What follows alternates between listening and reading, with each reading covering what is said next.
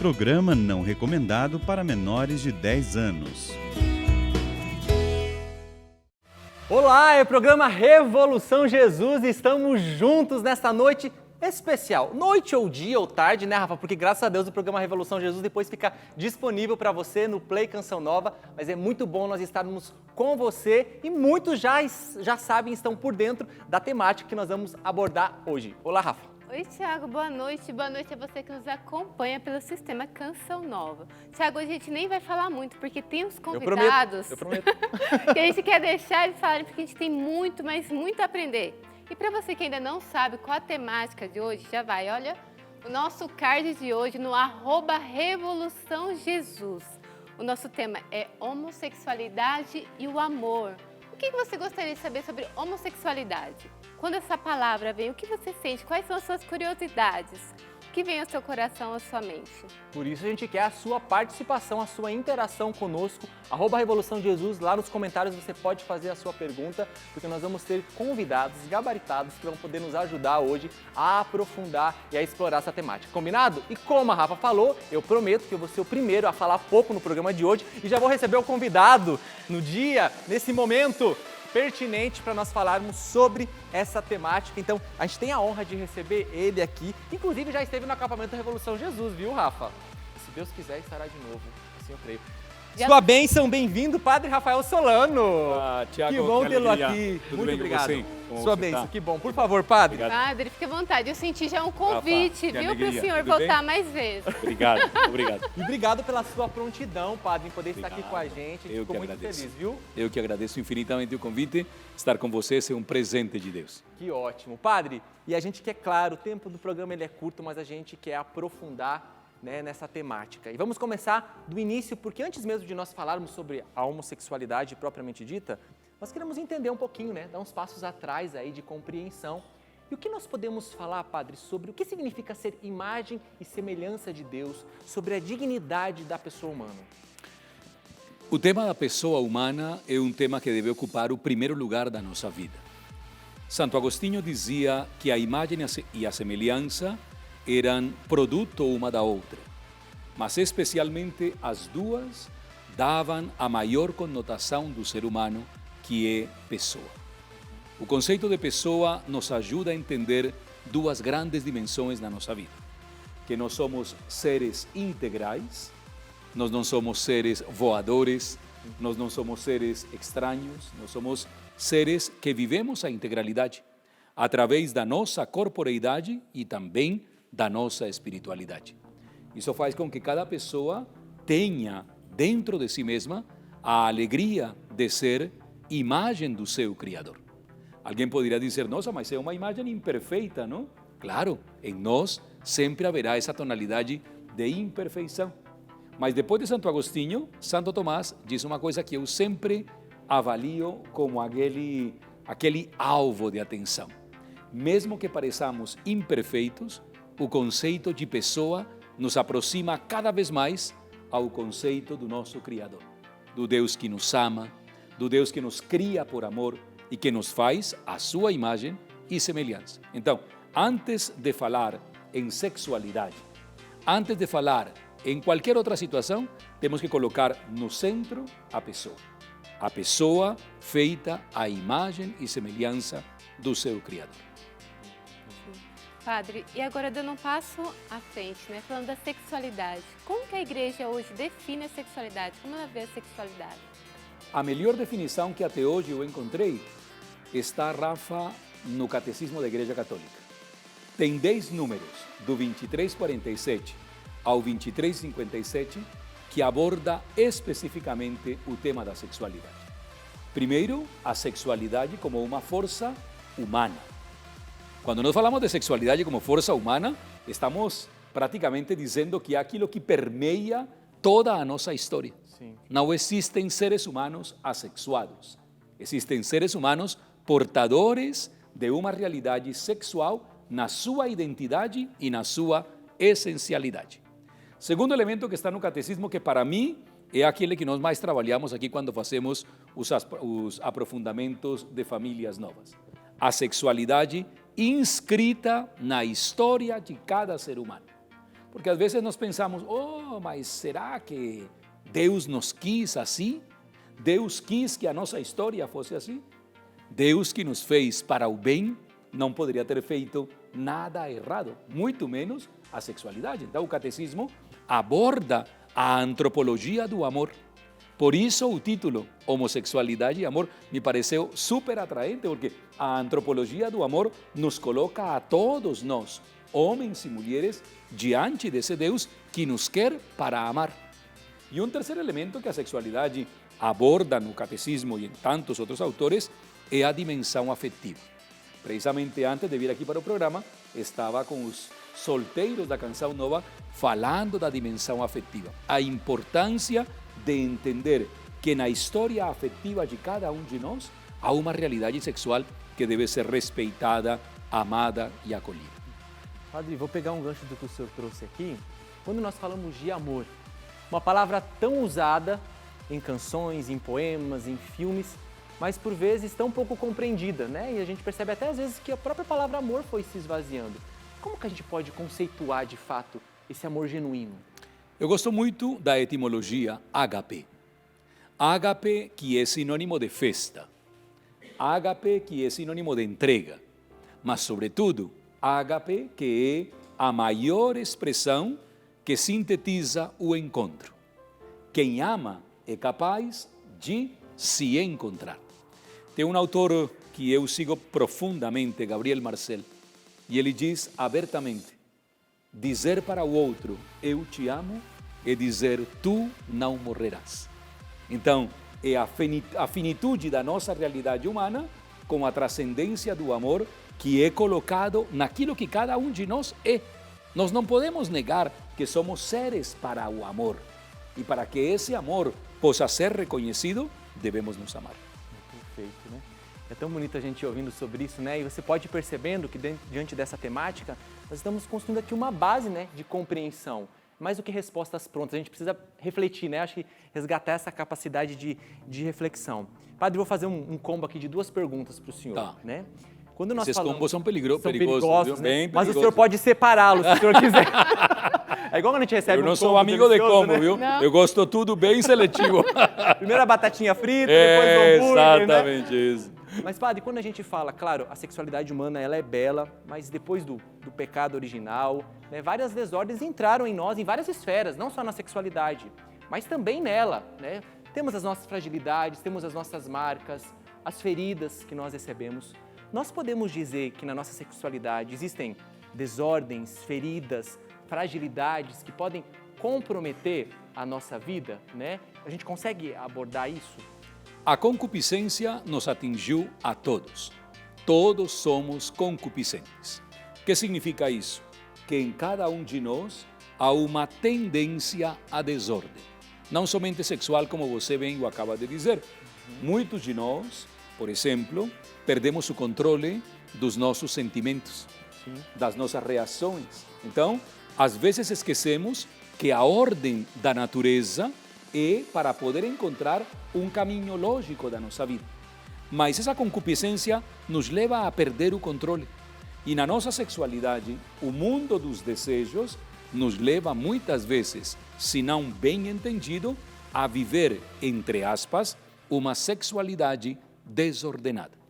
O Papa Paulo VI, para o segundo combo da tua pergunta, o Papa Paulo VI, em 1975, apresentou ao mundo, juntamente com a Congregação para a Doutrina da Fé, um dos textos que para mim é o mais belo de todos, sabe? Ética da sexualidade. Para compreender a sexualidade no âmbito da eticidade, significa para poder distinguir aquilo que é intrinsecamente errado daquilo que pode ser plausível de ser avaliado, estudado e aprofundado. Porque muitas vezes as pessoas dizem, mas eu achei que isso não era errado.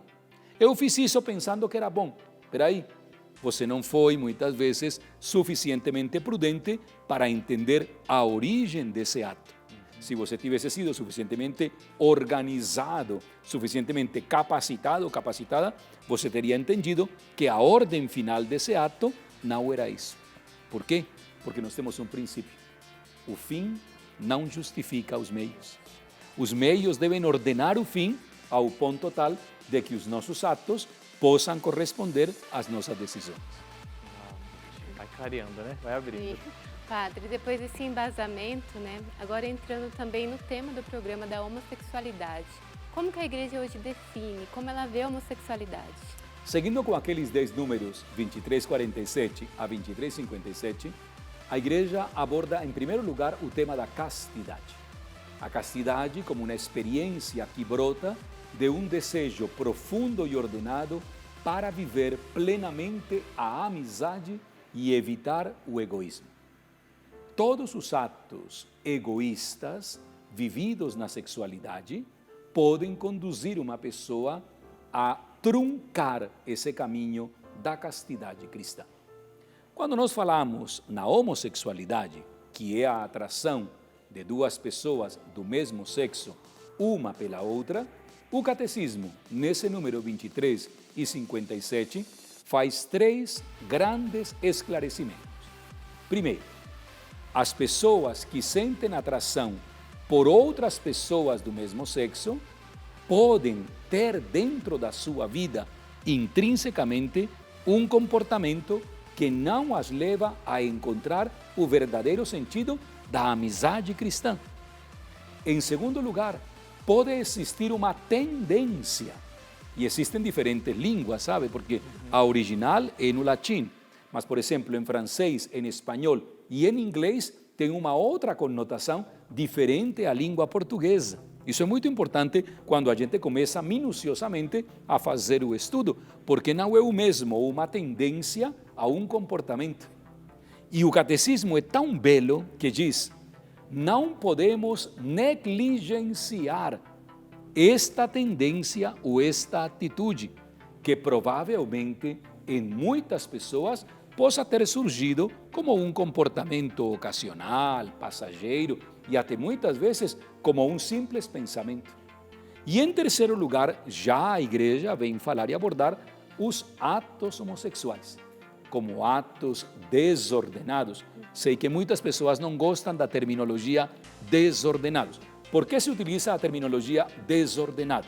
Porque quando nós falamos de lei natural, nós falamos da lei divina que é interpretada pela nossa razão e pela nossa inteligência daquilo que Deus fala. Deus não fala de forma caótica.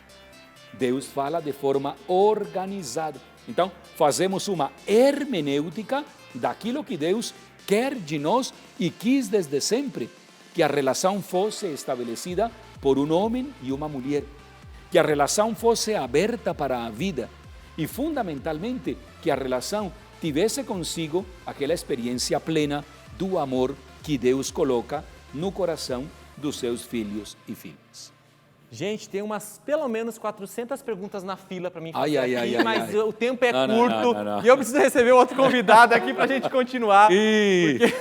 Que bom que chegou alguém para me salvar, viu? Salvar, viu, padre? Ótimo, No ótimo. mínimo 400 perguntas. Eu sei que em casa tem gente com muitas perguntas também, mas a gente quer receber ele, o Maurício hoje, que é o responsável aqui no Brasil pelo apostolado Courage. Vem para cá, Maurício, bem-vindo ao programa Revolução Jesus. Que bom recebê-lo aqui, meu irmão. Muito Obrigado, bom, viu? eu Por que favor. agradeço. Primeira vez aqui no Revolução Jesus. Maurício, De muitas, que bom com te ver. certeza. Tudo bem? Maurício, Que bom tê-lo aqui. seja bem-vindo. Obrigado. Que bom, Maurício. Olha, Que bom tem que várias você perguntas chegou, viu? guardadas aqui para você Que bom também, que viu? você O seu veio. padre disse... Me salvou, viu? Salve, senhor, estava sendo castigado aqui, padre. Exatamente. Olha, ele respondeu todas na classe. Da classe, né? Maurício, cara, antes de mais nada, né, antes de tudo, nós queremos conhecer um pouquinho sobre você, né, para quem também ainda não teve a oportunidade de conhecer, né, dentro desse quesito, daquilo que nós estamos abordando hoje, né, o tema da homossexualidade e o amor. Faz brevemente aí pra gente um pouquinho a partir da sua experiência de vida e também sobre esse apostolado tão rico que tem alcançado tanta gente. Bacana. Eu vou falar um pouco da minha história e nisso eu vou falar como eu vim a conhecer o Courage. É interessante que a igreja já tem um cuidado pastoral, já tem um pronunciamento oficial desde 86. Eu nasci em 70. Temos a mesma idade, né, padre? Exatamente. Nós temos no TRI, mesmo, né? Como na lua. E eu, aos 16 anos, me converti à igreja, porque minha família era católica de BGE, né? Só em missa de sétimo dia, casamento, ia muito de vez em quando. Eu me converti nessa época, até foi dentro da RCC mesmo, comecei a frequentar um grupo de oração, mas já tinha esse sentimento, essa pergunta dentro de mim, né? Eu sentia esse desejo por pessoas do mesmo sexo lá desde o começo da adolescência e eu não tinha nenhuma resposta para isso. Minha família, educação brasileira, completamente machista, então desde pequeno eu não me interessava muito, assim, às vezes por esportes masculinos, o que é por futebol, me dava muito mal porque eu usava óculos, morria de medo de quebrar os óculos, de que minha mãe vinha me bater depois. Então, eu não tinha um comportamento estereotipado masculino. Não era afeminado, mas ao mesmo tempo era mais pro tipo nerd, que a gente chamava de CDF na época, né? E nisso eu percebia que sentia uma atração maior por meninos, mas na infância não era uma coisa sexualizada, era simplesmente uma curiosidade. Na adolescência não, isso já começou a ficar um pouco mais nítido para mim. E isso me causava um sofrimento enorme, porque eu via os meus amigos namorando, tinha aqueles namoricos, né, de adolescente, e eu não tinha esse tipo de desempenho com as meninas também. As meninas, para mim, eram amigas, né, sempre foram aquelas com quem eu podia conversar e tal, e os homens, para mim, eram um tipo de mistério, né, eu tinha um certo receio de conversar. E, nisso, eu, até então, não tinha tido nenhum tipo de contato sexual, sofri abuso sexual quando era criança, quando eu tinha uns 8 anos, e tudo isso foi me causando muita confusão. Dentro da igreja, eu comecei a procurar, mas nunca encontrava uma resposta, então era algo interiorizado mesmo, eu ficava só sofrendo com aquilo, sem entender. Eu vinha procurar a vida religiosa depois, quando eu tinha 20 anos, dos 20 aos 24 eu fui religioso. Depois saí do convento e voltei para a vida secular ainda com a pergunta, por que Deus permite isso na minha vida? Por que isso acontece? O que eu tenho que fazer? Aí os meus amigos já não estavam mais namorando, estavam casando, né? E eu, será que eu posso me casar? Não posso, não vai ser uma enganação? E nisso eu sempre ouvia, a pessoa homossexual ela vai para o inferno, é muito difícil se salvar. E aquilo ficou muito, assim, me marcou demais. Eu falava, poxa, se eu estou condenado, o que eu estou fazendo aqui dentro da igreja então? Então, aos 27 anos, a pressão foi tão grande que eu abandonei a igreja. Levei um estilo de vida gay mesmo, ativo e muitas vezes promíscuo, né?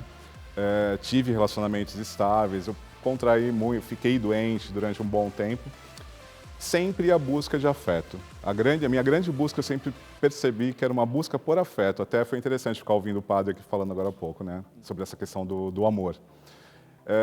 E num certo momento eu senti um pouco mais aquele chamado de Deus. E aí eu falei assim, poxa, se eu voltar para a igreja eu vou continuar encontrando preconceito, não vou encontrar respostas, mas eu preciso dar um salto de fé, né? Terminei o último relacionamento que eu estava e eu percebi que esse relacionamento se transformou numa amizade, era isso que eu estava procurando, realmente, né? Amizade com pessoas do mesmo sexo, pessoas que eu pudesse confiar e ter ali presentes na minha vida, né? E... Eu sei, gente, meu Deus, o tempo voa, né? Mas, segura aqui onde você parou. A gente vai voltar conhecendo um pouquinho mais a história do Maurício e depois a gente vai entrar também na questão do apostolado para a gente entender um pouco mais de como o apostolado chegou na nossa vida. Então não sai daí, que o intervalo inclusive é mais curto e a gente volta já já. Show. E a Revolução Jesus está de volta, hoje com o tema homossexualidade e o amor. O que você quer saber sobre homossexualidade? A gente já colocou um card lá no @Revolução Jesus e a gente vai estar respondendo depois dos seus questionamentos numa live, logo após o programa. Então, se você tem dúvida, se você quer saber algo, pode mandar pra gente. Mas pode ser que você não queira colocar lá no card, quer mandar um direct, fique à vontade. Depois a gente vai responder os questionamentos. E a gente finalizou o programa com o Maurício falando um pouquinho, né, Tiago? Isso, a gente terminou o primeiro bloco, né? Falando um pouquinho sobre a história do Maurício, né? A experiência que ele vivenciou. E, por favor, continue, Maurício, para a gente explorar um pouquinho como é que foi essa sua descoberta também depois do apostolado Courage. Então, nessa busca, depois, quando eu terminei esse último relacionamento, voltei para a igreja e dei aquele salto de fé, aquele estilo Indiana Jones, né? Pular ali no abismo sem saber o que ia acontecer realmente. E eu procurei um padre, pedi até para um amigo que tinha uma vida ativa na igreja, falei para ele, olha, eu preciso de um padre aí que seja bem compreensível, porque são 13 anos quase de vida aí que eu fiquei afastado, vai ser uma confissão geral e muito longa, eu preciso de alguém paciente, né? E não falei sobre o assunto da atração, né, da homossexualidade. E com esse padre na confissão contei tudo e foi um padre assim muito bom, muito misericordioso, me ajudou bastante. E ele me falou nesse momento, ele falou, olha filho, eu estou muito feliz que você retornou para a igreja e eu vejo uma coisa, você tem que procurar ajudar outras pessoas que sintam o mesmo que você e tem essa dificuldade de encontrar um caminho de viver o que a igreja pede. Né? Para mim, aquilo, na hora, né? Eu fiquei assim, eu estou sendo profeta, esse padre agora? Né? E eu fui, já era anos 2000, então já tinha internet. Aí eu fui atrás de procurar no Google se tinha alguma coisa. Aí encontrei muita coisa lá, coloquei assim, tipo, não quero ser gay, coisas do tipo. Eu não sabia o que procurar exatamente, né? Procurando. Aí encontrei uma hora lá Courage, né, nos Estados Unidos. Eu falei, interessante, vi lá que existia esse apostolado desde 1980. Eu falei, meu Deus, desde 1980, se essa resposta estivesse aqui no Brasil já nessa época, eu teria tido um outro estilo de vida, né? Mas Deus sabe o que Ele permite. Foi o caminho que Ele, acho que permitiu para mim, que de certa forma acabou me formando, me trazendo para ajudar outras pessoas. Sofrer isso na carne, de certa forma, né? Até levar uma vida como o filho pródigo ali, atrás das bolotas. Mas voltar para a igreja e saber. Aí encontrei o Courage na internet, escrevi para o Courage dos Estados Unidos. Depois eu vim a saber que tinha um blog aqui que tinha sido começado por... tinha uns rapazes que tinham começado. Escrevi para eles e comecei a participar. Foi assim que eu acabei encontrando, né, me envolvendo com o Courage mesmo. Porque a gente vai explorar um pouco mais, né, sobre esse apostolado lindo e todo o trabalho que ele faz. Padre, deixa eu perguntar para o senhor. É importante a gente levar em consideração a realidade pessoal de cada pessoa, portanto que porta essa tendência, né? Sabemos de pessoas que portam essa tendência, têm uma inquietude, procuram ajuda, né? Como aconteceu aqui no caso do Maurício também, né? Como que a gente pode ter essa abordagem, o senhor falou no primeiro bloco, né? Pessoal, de fato sobre cada pessoa, não generalizando, mas levando em consideração a particularidade de cada uma. O meu grande mestre, Bartolomeu Caili, que foi um grande conselheiro no pontificado de João Paulo II, ele me ensinou uma coisa que nunca vou esquecer. Você reconhece a sua história quando você, muito bem arrumado, desce de uma limusine, ela para exatamente no meio de um poço de água e você desce e se banha por inteiro com essa água. Ele, além de médico, de psiquiatra e de presbítero, trabalhava dos elementos que eu venho trabalhando nestes 17 anos, e é a história sexual de cada de nós. Porque na história sexual de cada de nós há aquilo que Maurício acaba de citar, a experiência da angústia, que não é negativa. Também não pode dizer que seja a grande exigência que todas as pessoas temos que ter, porque é bem provável que você encontre pessoas com uma história sexual suficientemente bem organizada, carregada da bem-aventurança, da pureza. Tem muitas pessoas puras na história da humanidade, não? Mas tem outras que não têm uma história tão pura. E ali nessa história, você reconhece aquilo que é teu. E é precisamente aqui onde eu penso, eu sempre digo, ao longo de todo este trabalho, especialmente com famílias novas, aí onde eu sempre digo, esse é o momento salvífico. E nesse momento salvífico, a pessoa redescobre aquilo que ela precisava para poder entender tudo o que a sua sexualidade, talvez por diferentes circunstâncias, não lhe permitiu entender no passado, mas que agora é uma oportunidade preciosíssima. Por exemplo, através do Courage, que hoje dizia eu lá para o jornalismo, uma pérola escondida. Outro pode dizer, não, eu encontrei isso na agaterapia. Beleza, nota 10. Outro pode dizer, não, foi através de umas boas amizades que faziam parte do meu dia a dia e me levaram a entender que Jesus me ama e que me faz uma exigência a mim como a todos. O que nós não podemos perder de vista é isso, hein? O outro dia recebi no meu Instagram, a única porta que até agora não passou por reformas foi a porta do céu. Continua estreita. Continua estreita. Não podemos esquecer que é o caminho da exigência. Porque senão, às vezes, entramos naquilo que Bento XVI e Francisco têm advertido tanto, não? Na cultura do relativo. Às vezes colocamos a sexualidade em um relativo. Não, Deus me ama, sim. Ele me aceita tal e como sou. Beleza, nota 10. Mas tu tens um caminho a realizar, como foi realizado por Zaqueu, pela Madalena, por mim e por todos os que estamos aqui neste estúdio.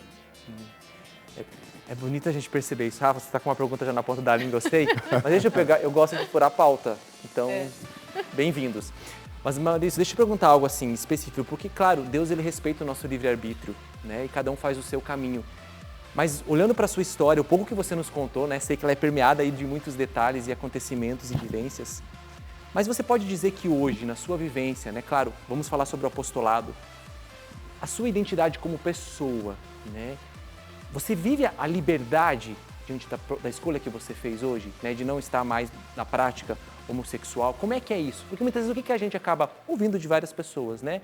Não, eu estava me sentindo apenas oprimido e eu queria liberdade, felicidade. Agora, partindo da sua experiência pessoal, Sim. você alcançou, está trilhando um caminho de alcançar isso? Sim. Eu posso te falar que hoje em dia eu sou bem menos escravo até dessa busca desenfreada por afeto que me levou por maus caminhos, né? Como eu disse, às vezes eu oscilava entre ter um relacionamento estável ou então procurar promiscuidade como uma forma de ter intimidade com outra pessoa, né? De buscar esse afeto, ainda que de uma forma bem desordenada, muito pouco saudável. Hoje em dia eu estou trilhando, com certeza, trilhar até o final da minha vida, mas eu posso te dizer que sim, eu percebo no dia a dia que eu valorizo muito mais as amizades. Exatamente uma das metas até do Courage é exatamente de ter castas amizades, a meta do apoio. Essa meta é assim, das mais importantes, é um dos pilares do apostolado mesmo, que até o padre estava falando sobre essa questão do amor ágape. No Courage a gente fala muito sobre amor filia, que é o amor-amizade que está muito perdido. Né? Um comentário seu também interessante, que a palavra amor se prostituiu. O amor se prostituiu hoje em dia. Você não sabe, as pessoas falam de amor sem saber o que elas estão querendo dizer. Então, um afeto vira simplesmente procura por sexo. E é isso que eu fui compreendendo nessa minha busca de um entendimento realmente de quem eu era. Um homem que sente atração pelo mesmo sexo. Ok. Isso é desordenado. Dolorido, saber disso? Dói na carne, sim. Sempre doeu. Como o São Paulo fala, é um espinho na carne que está ali. Mas Deus dá aquela resposta. Eu pedi várias vezes a Deus, tira esse espinho. E Ele me deu a mesma resposta. Basta-te a minha graça. E foi isso que eu fui aceitando na minha vida. Que a graça de Deus iria me transformar e realmente me libertar. E nesse caminho, né, a gente vê que comporta a castidade. Padre, a castidade é essa virtude que nos leva, que é pedida a todos, né? O senhor acha que na homossexualidade, como que é viver essa castidade? Do mesmo jeito que em qualquer estado de vida.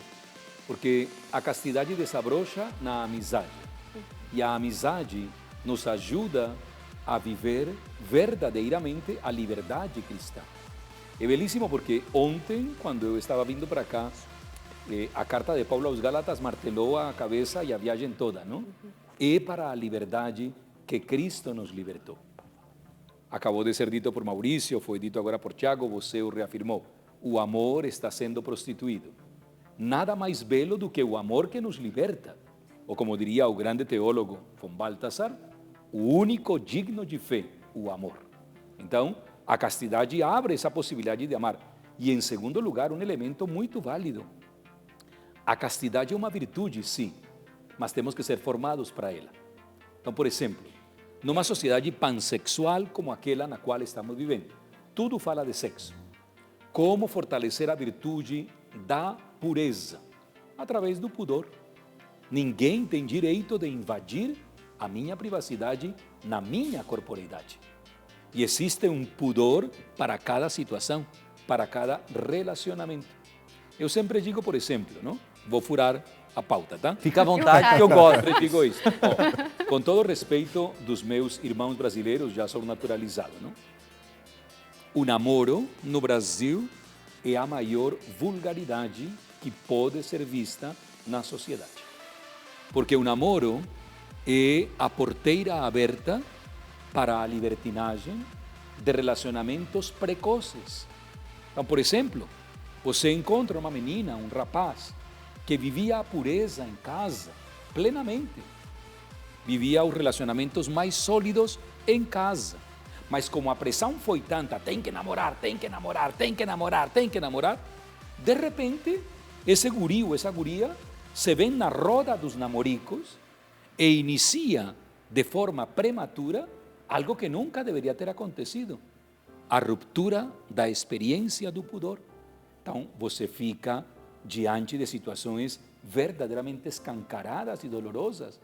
Meninos de 14, 12, 13 anos que já tiveram relacionamentos sexuais, muitas vezes com pessoas até do mesmo sexo, porque a pressão foi tanta, a obrigação foi tanta desde o âmbito escolar, social, ideológico, que ele não conseguiu segurar essa realidade. O namoro é um tempo de pureza para fortalecer a amizade. No namoro, você não tem que dar aliança para ninguém. Você não tem que assinar um contrato. Você não tira férias com a família do seu namorado nunca, porque existe um pudor que impede um fato, por exemplo, de ficarem juntos no mesmo leito com 14, 15 anos, onde já se viu uma coisa desse tamanho, entendeu? Então, essa realidade pode estar desvirtualizando algo que é muito mais delicado, que é a perca da pureza, como um dom visível de Deus para todos nós. Uau, vamos lá, gente, olha só. Maurício, eu quero que você fale um pouquinho mais para nós sobre o apostolado CORD, mas antes de você falar, nós vamos deixar que alguém fale, que faz a experiência concreta, é o Ricardo, né? Tá certo? Vamos conhecer um pouquinho mais aí sobre a experiência do Ricardo junto ao apostolado CORD. Oi, boa noite. Eu me chamo Ricardo Robson, sou de Lusiânia, Goiás, e eu gostaria de partilhar um pouquinho com vocês o que o apostolado CORD fez na minha vida e continua fazendo, né? Antes do apostolado, eu vivi uma vida totalmente desnorteada. Para mim, a santidade não era feita para mim, nem o céu era feito para mim, né? Eu me sentia totalmente condenado, eu me sentia totalmente abandonado e rejeitado por Deus. Eu imaginava que existiam algumas pessoas que foram escolhidas para o céu e algumas outras pessoas que não foram escolhidas. O apostolado me trouxe algo muito incrível na minha vida, que foi a possibilidade de santidade, a possibilidade que sim, eu posso ser santo, eu posso ser cristão tendo MS, Deus me ama incondicionalmente, né? E me trouxe algo muito importante também, que é a referência. No apostolado eu conheci pessoas que vivem conforme a igreja, o apostolado me trouxe respostas. Então eu entendi, através do convívio com os irmãos, através de conhecer a história dos meus irmãos, que é possível sim a gente viver uma vida santa com a MS, a gente tem possibilidade de viver relações saudáveis, de amizade, puras, né? E de viver a castidade de uma forma boa. Eu posso falar que o apostolado ele salvou a minha vida, salvou a minha história com Deus e me devolveu a possibilidade de ser santo. Obrigado, Ricardo. Ele trouxe algo na fala dele. Encontrei uma resposta, né? Fala um pouquinho pra gente, Maurício, quais são as bases do CORD? Claro que as pessoas que quiserem conhecer mais precisam aprofundar, depois a gente vai deixar aqui o endereço também para vocês poderem conhecer. Mas quais são os princípios, do que vocês baseiam o trabalho do apostolado? Assim, falando de documentos oficiais da igreja, até retomando o que o padre falou, os parágrafos do catecismo, especificamente 2, 3, 5, 7, 8 e 9, que falam sobre a atração pelo mesmo sexo. Também tem um documento da congregação para os bispos, dos bispos dos Estados Unidos que fala do cuidado pastoral das pessoas homossexuais. É um documento específico sobre esse cuidado. E também uma carta, como eu falei, uma carta de 1986 do Papa Emérito Bento XVI, que já naquela época, preocupado com os casos que aconteciam dentro da igreja, preocupado realmente com os fiéis que pediam esse tipo de auxílio, escreveu quando ele era prefeito para a congregação da doutrina da fé. Então essa carta tem o quê? 86, 34, 38 anos. 35 anos. Então, olha quanto tempo a igreja está preocupada e todo o lineamento do que o CORD faz está nesses documentos. Nós temos também um manual próprio que foi escrito embasado na experiência do próprio CORD e também nesses 3 textos que eu falei. Essas são as linhas gerais do CORD mesmo, como ele trabalha. Você poderia citar para nós alguns frutos que você colhe na sua vida do apostolado? Olha, o principal, a amizade, o afeto verdadeiro, um afeto não sexualizado. Isso foi um fruto assim, essencial na minha vida, perceber que eu podia ter amizades com pessoas do mesmo sexo, né, com outros homens, e que eu os veria como irmãos mesmo, como amigos, né, encontrar esse afeto ordenado da maneira que Deus quer que esse afeto seja dentro com esses irmãos, né? Esse é o fruto principal que eu vejo também. E me ver inserido na igreja, me ver como um homem, como eu já disse, né, que sente atração pelo mesmo sexo e alguém que é digno de ser santo e poder ir para o céu também. Ao contrário daquilo que eu escutei antes, né? Sim, sim. É muito bonito, né, o padre, quando a gente olha na história da vida de tantos santos, claro que quem sabe a gente não conheça nenhum que explicitamente falou sobre isso. Mas com certeza, quantos santos que existem no céu que portavam uma tendência dessa, né, uma tendência homossexual, um espinho na carne, e que através da virtude, da vivência da virtude, se santificarem, hoje estão lá.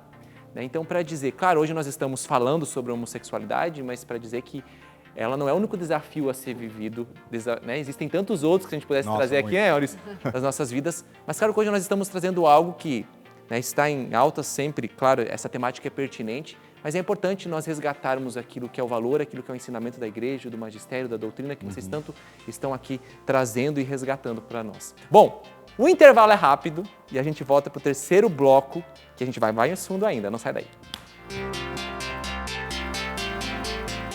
Que bom que você está com a gente no programa Revolução Jesus, hoje falando sobre homossexualidade e amor. Eu quero agradecer a interação de todos aqueles que estão enviando a sua pergunta através do nosso card no @Revolução Jesus. Vou trazer uma das perguntas aqui.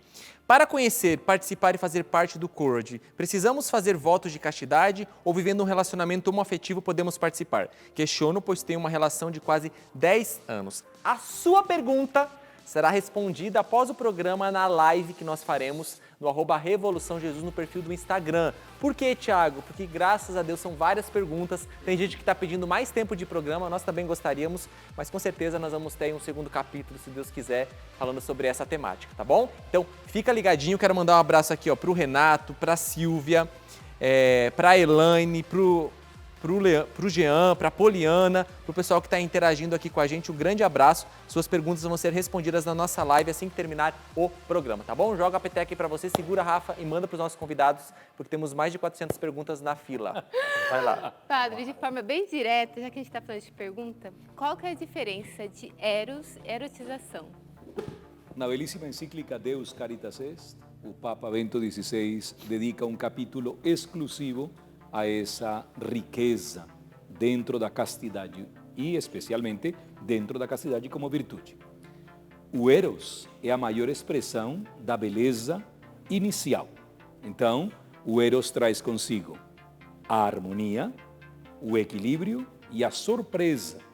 Todos nós, desde a nossa infância, vivemos a realidade do eros quando, por exemplo, vemos um pôr do sol. Mãe, pai, olha como está de lindo lá. Isso imediatamente toca o coração da pessoa. Quando isso se torna vulgar, ou quando isso é deturpado na sua beleza, por exemplo, no corpo, como nós chamamos isso? Pornógrafos. Quando o corpo é exposto de forma vulgar, de forma exagerada, de forma agressiva, se erotiza. Então, aquilo que era para ser contemplado no eros e dar um passo maravilhoso ao ágape, que já é a contemplação, na erotização se perdeu. Então, por exemplo, hoje nós assistimos a grandíssima tristeza, não? Uma imagem de uma pessoa erotizada vendendo um produto comercializado. A beleza humana está aí, diante dos nossos olhos. Mas o produto, o comércio, é capaz de fazer dessa beleza um uso e um abuso daquilo que poderia ser posteriormente contemplado. Daí, por exemplo, nasce a beleza da continência. Nós temos que dizer que todos os batizados, durante a nossa vida, até escolher um estado de vida próprio, vivemos uma realidade sobrenatural na continência. Então, por exemplo, uma mulher virgem vive a virgindade na continência pelo reino. Um homem ou uma mulher que decidem ser celibatários vivem na continência para oferecer a sua vida pelo reino. Um casal que vive a realidade do seu amor exclusivo, que vive a castidade, que tem o débito conjugal nos períodos férteis, vivem muitas vezes a continência para poder encontrar a riqueza desse amor através do método de ovulação Billings. A continência não é uma frustração, ou, como chamaria o meu grande inimigo, Sigmund Freud, a pior das castrações, não? Porque para Freud, falar em continência é praticamente, irrevogavelmente, uma castração. Maurício, você trouxe aqui, né, a sua experiência, tanto com o apostolado como da sua vida pessoal. E foi muito bonito o que você falou hoje, que você está inserido, né, na igreja, enfim. E nós não temos como desvincular aqui a dimensão além da humana, a espiritual, né? Caminham aí juntas. Você consegue perceber o desenvolvimento da virtude da castidade na sua vida e os efeitos que ela produz na prática?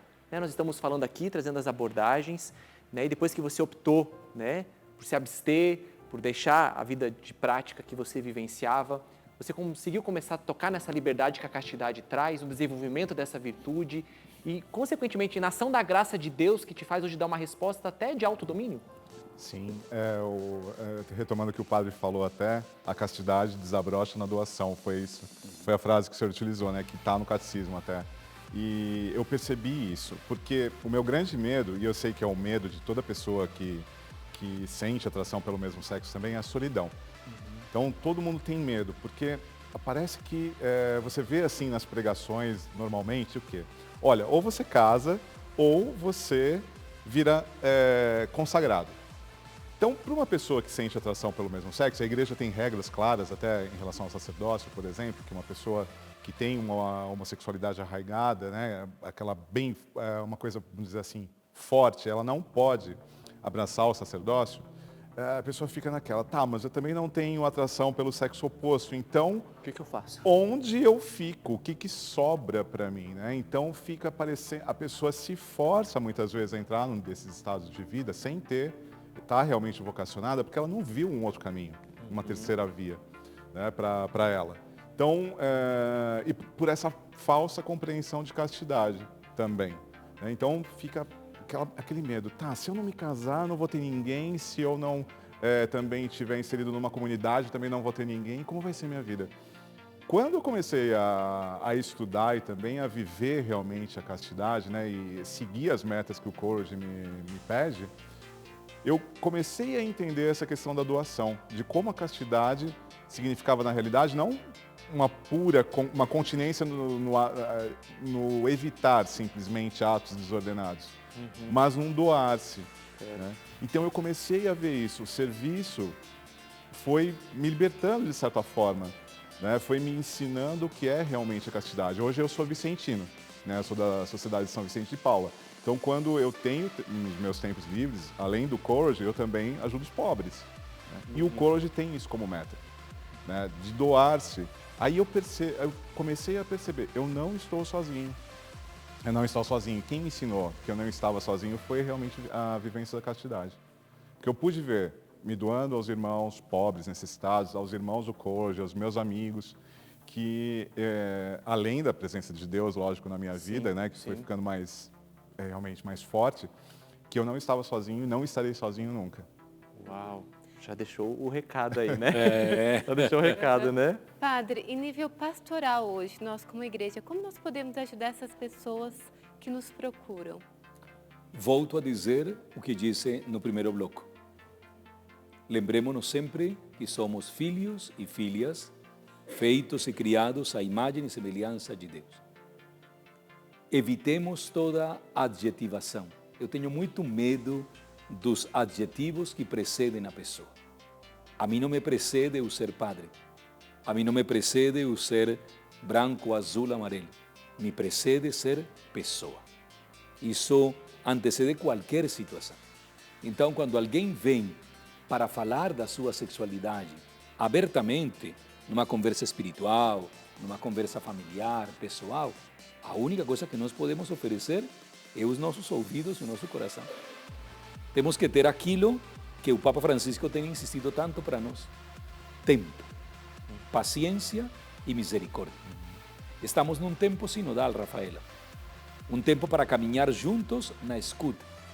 E eu tenho plena certeza que quando alguém de nós procura uma outra pessoa para tratar para abordar o tema da sua sexualidade, o faz abrindo um dos sacrários mais exclusivos que você tem dentro do seu coração. Como diria alguém que a canção nova queria muito bem e agora está na eternidade, o grande Mozart, não? Ele dizia, falar em sexualidade é falar do enigma da esfinge. Então você tem que quase que retirar-se as sandálias e abordar esse sacrário. Então, se alguém te dá essa oportunidade, você tem na sua frente um tesouro escondido.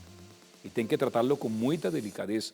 Digo mais uma vez, a igreja como mãe, como verdadeira mãe, em nenhum momento tem virado as costas para os seus filhos que têm lhe procurado na hora exata para encontrar um caminho e uma luz.